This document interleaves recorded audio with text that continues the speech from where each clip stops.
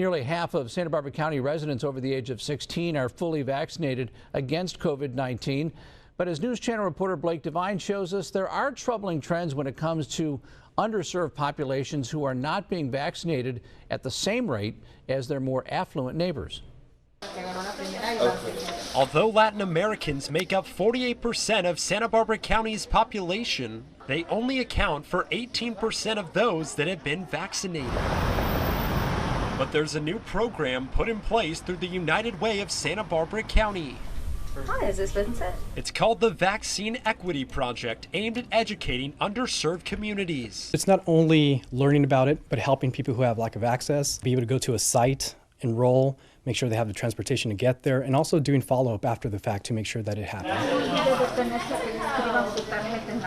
Santa Barbara Neighborhood Clinics has seen a slight slowdown in the amount of Spanish speakers being delivered doses. Very important that we let people know that we are not checking Social Security numbers, citizenship. We're not checking any of that.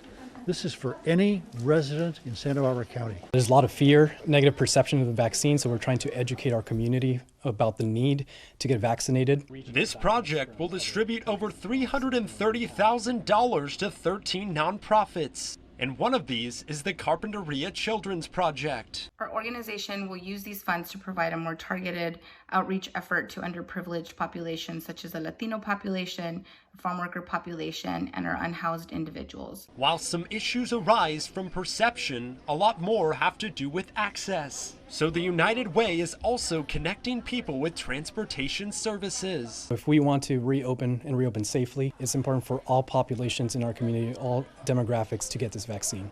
Some of the nonprofit organizations supported by this project are also helping the homeless get vaccinated. In Santa Barbara, I'm News Channel reporter Blake Devine.